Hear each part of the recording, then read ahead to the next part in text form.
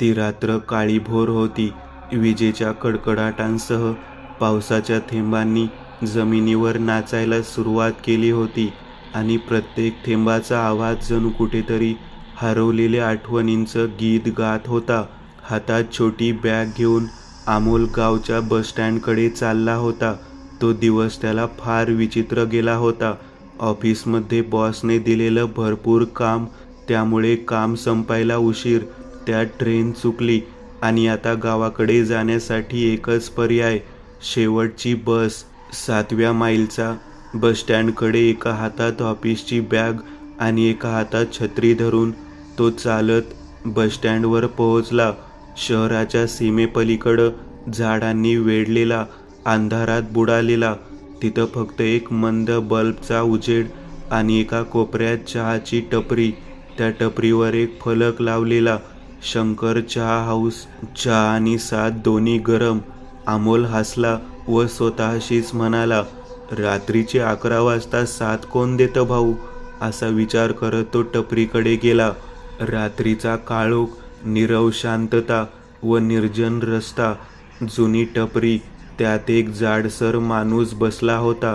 डोळ्यात थकवा, पण चेहऱ्यावर रहस्यमय शांतता. त्याने स्टोव्हवर पाणी उकळत ठेवलेलं आणि रेडिओवर जुनं गाणं लागावं होतं, कुछ तो लोग कहेंगे. पाऊस, त्यात थकवा. एक वाफाळता चहा तर पिलाच पाहिजे. अमोल म्हणाला, एक चहा दे भाऊ, दमदार.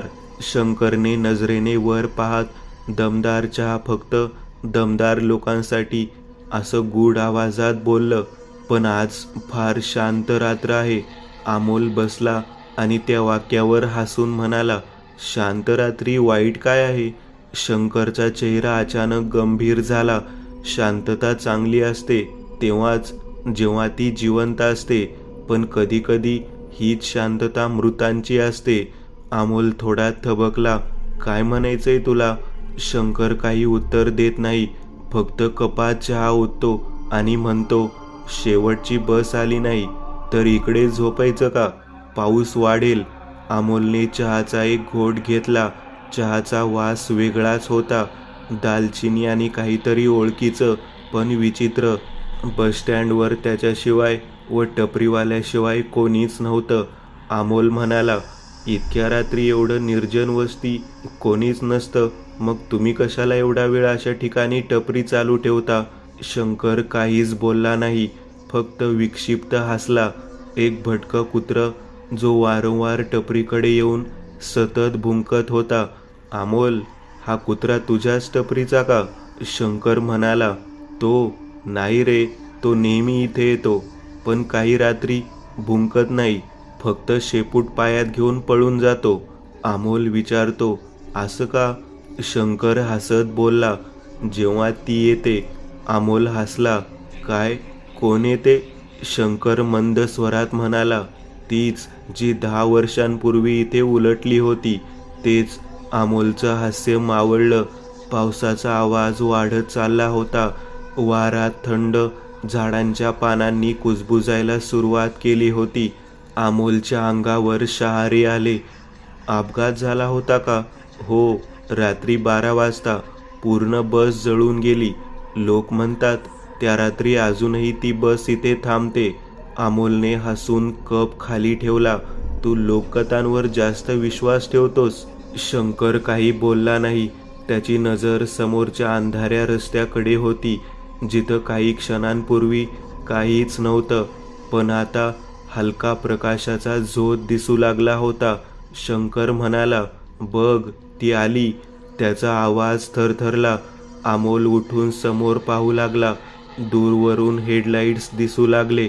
पहिल्यांदा वाटलं खरी बस आहे, पण जसजशी ती जवळ आली तसतसा तिचा हॉर्नचा आवाज विचित्र वाटू लागला.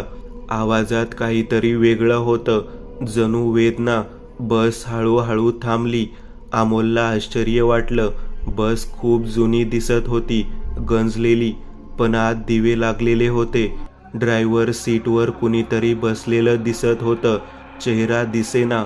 आत बसलेले प्रवासी न हलणारे, निर्विकार. अमोल हसत म्हणाला, ही खरी बस नाही ना? तूच तयार केलेला शो असेल. शंकर थरथरत म्हणाला, नाही अमोल, ती खऱ्या बसची सावली आहे. दरवर्षी याच रात्री ती येते आपल्या प्रवाशांना घ्यायला. अमोलने डोळे मिटून दीर्घ श्वास घेतला. अरे काहीही बोलतो, माझं डोकं फिरवशील तू. उशीर झालाय, मला घरी पोहोचलो पाहिजे. आणि तो पळत त्या बसकडे गेला. बसचा दरवाजा आपोआप करकर आवाज करत उघडला गेला. तसं थंड हवा आणि कुचका वास बाहेर आला. अमोल 2 क्षण मागे झाला, पण दुर्लक्ष करून अमोल आत गेला. तसे बसचे दिवे चालू बंद होऊ लागले. अमोल मनातून थोडा घाबरला. इकडे तिकडे बघू लागला. रांगेत बसलेले लोक शांत, त्यांच्या चेहऱ्यावर राखेचा थर. एक स्त्री मांडीवर मूल घेऊन बसलेली, पण दोघांचेही डोळे पोकळ. अमोल म्हणाला, हॅलो, कोणी आहे का? कोणतंही उत्तर नाही. फक्त पुढच्या सीटवरून एक हात हळूच हलला आणि जमिनीवर एक तिकीट पडलं. अमोलने ते उचललं. त्यावर लिहिलं होतं, शेवटचा प्रवास 12 डिसेंबर 2013. अमोलचे हातपाय थरथर कापू लागले. मन सुन्न झालं. जे बघत होता त्यावर त्याचा विश्वास बसत नव्हता. तो दचकला. त्याचवेळी ड्रायव्हरचा आवाज आला, सीट घ्या, वेळ झालीये. अमोलने घाबरत घाबरत मागे पाहिलं. ड्रायव्हरचा चेहरा अर्धवट जळालेला, डोळे लालसर आणि ओठावर स्मित हास्य. त्याने थरथरत विचारलं, तू कोण? मीच, तो ड्रायव्हर जो त्या रात्री मेला. हे ऐकून अमोलच्या काळजात धस झालं. बाहेर टपरीवर शंकर घाबरून ओरडत होता, अमोल, बाहेर ये. पण बस हलू लागली. दरवाजा धाडकन बंद झाला. बाहेर पडण्याचा प्रयत्न करूनही अमोल बाहेर पडू शकला नाही. रस्त्याने अंधारात, धुक्यात आणि क्षणात गायब झाली. शंकर कोसळला. त्याच्या हातात अमोलची बॅग होती. ती उघडली तर आत एक फोटो होता. अमोल आणि त्याची आई दोघं हसत होते. शंकरच्या डोळ्यात पाणी आलं. तो म्हणाला, देवा, आणखी एक जीव गेला. पण कथा इथे संपत नाही. दुसऱ्या दिवशी सकाळी पोलीस त्या जागी पोहोचले. तिथे फक्त कच्चा रस्ता होता, ना टपरी होती. असं कसं शक्य आहे? पोलीस विचारात पडले. शंकर कुठेच नव्हता. होती ती फक्त अमोलची बॅग व जळलेला हाताचा ठसा. त्याच रात्री पुन्हा टपरी चालू झाली. एक तरुण जोडपं चहा घ्यायला थांबलं. तो तरुण मुलगा म्हणाला, वा, किती छान वास येतोय चहाचा. शंकर हळूच हसला. म्हणाला, आज पहिल्यांदाच आलात का इथे? तरुण म्हणाला, हो, आज इकडे आजोळी पहिल्यांदाच आलो होतो. शंकर गूढपणे म्हणाला, शेवटचा प्रवास आहे का? तरुण हसला. काय म्हणालात? चहावाल्याने हळूच कप पुढे केला. कपातून वाफ उठत होती आणि त्या वाफेत दिसला अमोलचा चेहरा. त्याने झटकन कप फेकून दिला. काय आहे हे? तेवढ्यात बस आली. दोघे बसमध्ये चढले. बस गायब झाली. दुसऱ्या दिवशी सकाळी गावात बातमी पसरली. 7व्या माईलच्या बसस्टँडवर तरुण जोडपं गायब झालं. कोणालाच त्याचं नाव माहिती नव्हतं. पण टपरीजवळ पडलेली बॅग आणि ओलसर फोटो पोलिसांना सापडला. गावकरी म्हणत होते, पुन्हा तसंच झालं का? कोणीतरी हळूच उत्तर दिलं, हो, प्रत्येक पावसाळ्यात तरी आत्मा ती बस घेऊन जाते. त्या रात्री टपरी पुन्हा चालू झाली. लांबच्या गावी राहणारा विनोद त्या रात्री नकळतपणे उशीर झाल्यामुळे त्याच बसस्टँडवर रात्री 12 वाजता पोहोचला. पावसाच्या सरी बरसत होत्या. तो चहा घ्यायला थांबला. त्याला दिसला तोच शंकर, नेहमीसारखाच, शांत चेहरा, हातात कप आणि बाजूला स्टो. विनोद हसून म्हणाला, अरे शंकर, परवा इथे पोलीस आले होते म्हणे, तू कुठं होतास? शंकरने उत्तर दिलं नाही. फक्त त्याने स्टोमध्ये रॉकेल टाकलं. विनोद पुन्हा म्हणाला, कप दे, दमदार. शंकर कप ओतत म्हणाला, दमदार चहा फक्त त्याच्यासाठी जो सत्य ऐकायची हिंमत ठेवतो. विनोद हसला. सत्य? कोणतं सत्य? शंकरने दीर्घ श्वास घेतला. त्या रात्रीचं, ज्या रात्री बस जळली. 12 डिसेंबर 2013. शंकर सुरुवात करतो. ती रात्र मी कधीच विसरू शकत नाही. घरातून जेवून बायको, मुलगा झोपल्यावर मी नेहमीप्रमाणे चहाच्या टपरीवर आलो. आभाळ भरून आलतं. कधीही जोरदार पाऊस चालू होणार होता अशी चिन्ह होती. तुमच्या गावातून लक्ष्मी ट्रॅव्हल्सची शेवटची बस रात्री 12 वाजता सुटणार होती. मला सर्व माहिती बस डेपोतून मिळाली होती. ती बस भरलेली होती. कामगार प्रवासी, एक बाई तिच्या मुलासह आणि ड्रायव्हर गणपत. त्या रात्री मी माझ्या कामात व्यस्त होतो. पाऊस पडेल म्हणून लोकांना सोय असावी नीट म्हणून टपरीबाहेर ताडपत्री लावत होतो. माझं लक्ष माझ्या कामात होतं. अचानक मला लख्ख प्रकाश जाणवला. मी मागे वळून बघणार तेच तोपर्यंत अतिशय वेगात येणारी बस काहीच क्षणात माझ्या सकट टपरीवर आदळली. क्षणात आगीने पेट घेतला. बसमधली प्रवासी जिवंत जळत होते. त्यात मीही होतो. दूरवर उभं राहून अमोल सर्व प्रसंग पाहत होता. पण ओरडून मदत मागूनही तो आला नाही. नाहीतर आम्ही वाचलो असतो. ड्रायव्हरने तर वेळ साधून उडी मारून जीव वाचवलं स्वतःचं. पण पोलिसांनी पण पैसे खाऊन हा दुर्दैवी अपघात असं दाखवून केस बंद केली. विनोद हे सर्व ऐकून जोरजोरात हसू लागला. मस्त हा शंकर, मस्त. अशा या निर्जन ठिकाणी रात्रीच्या 12 वाजता तुम्हाला घाबरवण्यासाठी मस्त भूताच्या गोष्टी तयार करून सांगतोय. तुला म्हणायचं आहे तू भूत आहेस आणि तूच तुझ्या अपघाताची गोष्ट सांगतोय. विनोद हसत म्हणाला. शंकर म्हणाला, त्या बसचे प्रवासी दरवर्षी त्याचे गुन्हेगार शोधतो. नवीन जीव घेऊन आपलं अस्तित्व टिकवतात. विनोद भयभीत होऊन म्हणाला, म्हणजे अमोल, त्याला त्यांनी नेलं? शंकर गूढपणे म्हणाला, हो, आणि पुढचा तूच असशील. विनोद थरथरला. मी? का? शंकर कुजबुजला. कारण तूच त्या बसच्या ड्रायव्हरचा मुलगा आहेस, गणपतचा. तो चहा बघ. शंकर हसत बोलला. विनोदने पाहिले. रक्त बघून. रक्ताचा चहा. विनोदचा श्वास अडकला. काय म्हणालास? शंकर म्हणाला, हो, मी तुला ओळखतो. तू येणार होतास इथे. तुझ्या वडिलांचा अपूर्ण प्रवास तूच पूर्ण करणार आहेस. विनोद मागे सरकला. तू वेडा झालायस? शंकर बस झाली थट्टा. त्याच क्षणी टपरीचा दिवा विझला. थंड वारा वाहू लागला. चहाच्या कपातून धूर उठू लागला. पण त्या धुरात चेहरे दिसू लागले, प्रवाशांचे, जळालेले. शंकर ओरडला, त्यांना शांत करायचा एकच मार्ग आहे. त्यांचा चहा तू पिऊन घे. शंकर जबरदस्ती हातात चहाचा कप देतो. विनोद घाबरून, हे काय आहे? त्यांच्या रक्ताचा चहा आणि तुझं तारण. विनोदने कप फेकला. पण कप हवेतच थांबला आणि स्वतः त्याच्या तोंडाशी गेला. विनोद पळायचा पुरेपूर प्रयत्न करत होता. पण त्याचे पाय तिथेच अडकत होते. भीतीने गळून गेलता. त्याच्या डोळ्यात लालसर प्रकाश चमकला आणि तो बेशुद्ध झाला. जेव्हा विनोदला शुद्ध आली, तो जळालेल्या बसमध्ये होता. आजूबाजूला राख, जळलेले सीट्स आणि धुराचं आवरण. त्याने आरशात पाहिलं. त्याचा चेहरा काळसर, पण डोळे लाल झाले होते. तेव्हाच एक आवाज मागून आला, तो आमचा ड्रायव्हर आता. विनोद थरथरत मागे वळून पाहतो. तोच शंकर होता. त्याने बर्फासारखं थंड हात त्याच्या खांद्यावर हात ठेवला आणि म्हणाला, गणपतचा मुलगा, आता प्रवास सुरू कर. तो बाहेर पडण्याचा प्रयत्न करू लागला. पण कोणीतरी उचलून फेकावं तसं विनोद ड्रायव्हिंग सीटवर जोरात फेकला गेला.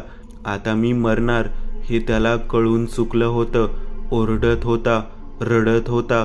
पण बसचा इंजिन आपोआप सुरू झाला. धुकं पसरलं आणि ती जुनी बस पुन्हा त्या रस्त्यावर निघाली, अंधाराच्या दिशेने. सकाळी परत सर्व सुरळीत चालू झालं. रहदारी चालू होती. सूर्य मावळून संध्याकाळ झाली. ढग दाटून आले होते. रात्र झाली होती. वारा सुटला होता. बस स्थानकावर पुन्हा तीच नीरव शांतता पसरली होती. मंद उजेडात टपरीचं फडफडणारं दिवा आता वाऱ्याने हलत होता आणि त्याच्या प्रकाशात चहाचे रिकामे ग्लास चमकत होते.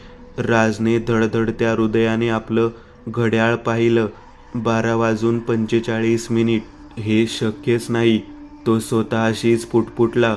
ही टपरी दिवसा इथे नसते, मग रात्री कुठून येते? काल सकाळी मी याच रस्त्यावरून गेलो, पण तेव्हा इथे टपरी नव्हती. तो पाऊल सावधपणे टपरीकडे टाकतो. फडफडणारा झेंडा, भिंतीवरच्या जुन्या श्री दत्ताच्या फिकट झालेल्या फोटोखाली लटकणारा अगरबत्तीचा वास आणि चहाच्या भांड्यातून निघणारा मंद धूर, सगळं काही जिवंत वाटत होतं. अचानक मागून आवाज आला, "चहा घ्याल का साहेब?" राजने वळून पाहिलं. तोच माणूस, पांढरा शर्ट, डोळ्यात पांढरी पांढरी पातळ झाक आणि चेहऱ्यावर एक अस्वाभाविक शांतता. राज घाबरत म्हणाला, "तुमची टपरी दिवसा दिसत नाही. लोक म्हणतात इथे कोणी येत नाही." शंकर थोडा हसला. "दिवसाचं जग वेगळं असतं साहेब, रात्रीचं वेगळं." राज गप्प. हृदयाची धडधड वाढली. त्याने चहा घेतला, पण चहाचा घोट तोंडात गेला आणि त्याने थरकाप उडाला. चहाचा स्वाद खारट. त्याने कप खाली ठेवला. "हा कसला चहा आहे? तुम्ही चुकून साखरेऐवजी मीठ टाकलं आहे." शंकर हळूच म्हणाला, "रक्ताचा, भटकणाऱ्यांचा." राज थरथरला. "काय बोलताय तुम्ही?"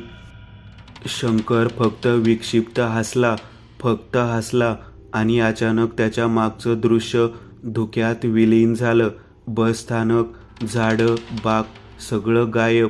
फक्त काळं आकाश आणि त्या टपरीचा मंद प्रकाश उरला. त्याचे हातपाय कापू लागले. राज ओरडला, "कोण आहे तिथे?" एक कुजबूज ऐकू आली. "तू पण येणार आहेस आमच्यात?" तो आवाज एकाच वेळी अनेक लोकांचे वाटत होते, जणू हजारो आत्मे कुजबुजत होते. राज मागे सरकला, पण जमिनीवरून काहीतरी ओढू लागलं. त्याने पायाखाली पाहिलं तर जमिनीवर कुजलेले हात, काळे, ओले, धुरकट हात त्याला ओढत होते. तो झटपट पाय सोडवू पाहू लागला, पण ते हात त्याला हळूहळू जमिनीत खेचत होते. त्याच्या ओरडण्याचा आवाज त्या धुक्यात हरवून गेला आणि मग धप, सगळं शांत. फक्त टपरीचा दिवा विझला. दुसऱ्या दिवशी सकाळ. स्थानिक पोलीस बसस्थानकाजवळ आले. तिथं राजची गाडी उभी होती, पण राज कुठेच नव्हता. फक्त एका जागी जमिनीवर चहाचा ग्लास आणि थोडं सुकलेलं रक्त दिसलं. पोलिसांनी विचारलं, "इथे कोणी दिसलं का?" एका म्हाताऱ्याने म्हणलं, "काही वर्षांपूर्वी इथे बस अपघात होऊन लोक व शंकर टपरीवाला जागीच जळून मृत पावला होता. त्या दिवसापासून ही जागा शापित झालीये. रात्री टपरी दिसते म्हणा, पण पहाटे काहीच नसतं." देशमुख पोलिसांनी हसून घेतलं. "भूत नाही तर कोणाचा तरी प्लॅन आहे. आजच पकडू त्या माणसाला." त्या दिवशी रात्री एक कॉन्स्टेबल ड्युटीवर थांबला आणि सकाळी तो तिथे सापडला नाही. तिथे अजूनही एक चहाचा कप होता, पण टपरी कुठेच नाही. हेमंत एक तरुण पत्रकार. त्याला जाणून घ्यायचं होतं इथे नक्की रात्री काय घडतं. भीतीपेक्षा जास्त सत्याची भूक होती. तो त्या टपरीच्या जागेवर सकाळपासून उभा राहिला.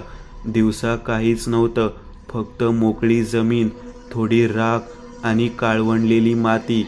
पण जसा अंधार दाटू लागला तसा वारा बदलला. आकाशात ढगांची गर्दी झाली. हवेचा गार झोत आला आणि अचानक टपरी उभी राहिली, जणू जमिनीतूनच उगवली. फडफडणारा बल्ब, चहाचे कप, लाकडी बाक, सगळं तसंच जसं वर्णन ऐकलं होतं तसंच. आणि त्या टपरीमध्ये उभा होता तोच शंकर. पांढरा शर्ट, डोळ्यात पांढरट झाक, चेहऱ्यावर अतिशय शांत भाव. "तू पण आलास?" शंकर म्हणाला. हेमंत गिळंकृत करत म्हणाला, "राज कुठे आहे?" टपरीवाला हसला. "जो एकदा चहा घेतो तो परत जात नाही." हेमंतचा श्वास अडकला. तू कोण आहेस? तोच शंकर. त्या रात्री तू पण पत्रकार म्हणून आला होतास, पण अपघाताची बातमी दाबून टाकलीस. खरा दोषी जगासमोर आणला नाहीस. हेमंत थरथरत विचारतो. मग कॉन्स्टेबल? शंकरचे डोळे काळे व लाल झाले. हेमंतला दरदरून घाम फुटला. जे जे इथे येतात त्याच्या दोषीची वाट ही जागा बघत असते. त्यांना ही जागा सोडत नाही. अचानक जमिनीखालून ओरडण्याचे, किंचाळण्याचे आवाज येऊ लागले. शेकडो आवाज. हेमंत मागे पळू लागला, पण त्याच्या पायाखालची जमीन मऊ झाली. हात वर आले. त्याच्या कानात एकच वाक्य घुमत राहिलं, शांतता. म्हणजे शांती नसते, कधी कधी ती भूक असते. भीतीने हेमंत बेशुद्ध होतो. त्याच्या हातातून मोबाईल पडतो आणि तेवढ्यात मोबाईल कॅमेरा आपोआप सुरू होतो. रेकॉर्डिंग चालू होतं. आणि सकाळी पोलिसांना एकच गोष्ट सापडते, एक मोबाईल, त्यात शेवटचा व्हिडिओ आणि शेवटची ओळ. ही टपरी आत्म्यांची नाही, ही जागा दोषी माणसं निवडते. देशमुख पोलिसांनी ही फक्त मानसिक भ्रमाची केस आहे, केस बंद असा निर्णय घेतला. पण त्याच रात्री भयंकर घडलं. देशमुख पोलीस एकाएकी रात्रीतून गायब झाले. ते परत कधीच न दिसण्यासाठी. पण सत्य इथेच थांबलं नाही. दुसऱ्या दिवशी बसस्थानकात सफाई कर्मचारी काम करत होता. त्याचं नाव राजेश. तो झाडू मारत होता. तेवढ्यात त्याच्या पायाला काहीतरी लागलं. मातीखालून एक जुना रजिस्टर बाहेर आला. जळालेलं, कडांना राख, पानांवर चहाचे डाग. त्याने पान उघडलं. त्यावर नाव होतं, राज देशमुख, हेमंत, अमोल आणि अजून अनेक नावं. पण धक्कादायक गोष्ट शेवटच्या पानावर होती. हे मृत नाहीत. राजेशचा श्वास थांबला. त्याने गुपचूप तिथेच थांबून जुने रजिस्टर शोधले आणि त्यात एक गुप्त नोंद सापडली. टपरी जळाली बस अपघातात. हे खरं होतं. पण त्या रात्री बसस्थानक प्रशासन, पोलीस आणि काही लोकांनी अपघात झाकून टाकला होता. पैशाच्या जोरावर. ज्या ड्रायव्हरमुळे सर्व घडलं त्यालाही कोणतीच शिक्षा झाली नाही. मदत आली असती तर शंकर व बाकीचे बस प्रवासी वाचले असते. पण त्यांनी शांतता निवडली आणि त्या शांततेने जागा शापित झाली नाही, ती जागा सजग झाली. राज कुठे आहे असा प्रश्न राजेशला पडला. अचानक मागून आवाज आला, मी इथेच आहे. राजेश वळला. तोच राज, जिवंत, पण चेहरा पांढरा, डोळ्यात भावना नाहीत. राज म्हणाला, आम्ही मेलो नाही, आम्ही अडकलो आहोत. कशात? राजेशने विचारलं. राज हसला. त्या जागेत. ही जागा आत्म्यांची नाही, ही जागा अपराधाची आहे. शंकरचा आत्मा सूड घेत नव्हता. तो न्याय शोधत होता. जो कोणी त्या शांततेचा फायदा घेतो, सत्य दडपतो, डोळे झाकतो, त्यांना ही जागा निवडते. म्हणूनच राज जो अपघात पाहूनही गप्प राहिला, देशमुख ज्याने फाईल बंद केली, हेमंत ज्याला सत्य माहीत असूनही प्रसिद्धी हवी होती, आणि विनोदच्या वडिलाच्या कर्माची शिक्षा त्याच्या मुलाने भोगली, ते सगळे अडकले त्या रात्री. बसस्थानकावर पुन्हा टपरी उभी राहिली. पण यावेळी कोणी चहा घेत नव्हतं. फक्त एकच वाक्य टपरीवर कोरलेलं होतं, शांत राहणं नेहमी निरपराध नसतं. आणि कॅमेऱ्यात पहिल्यांदाच शंकर हसताना दिसला. आजही कोणीतरी म्हणतं, त्या बसस्थानकावर रात्री टपरी दिसते. पण खरा प्रश्न हा नाही. तू तिथे गेलास तर चहा कोण देणार आणि नाव कोणाचं रजिस्टरमध्ये लिहिलं जाणार?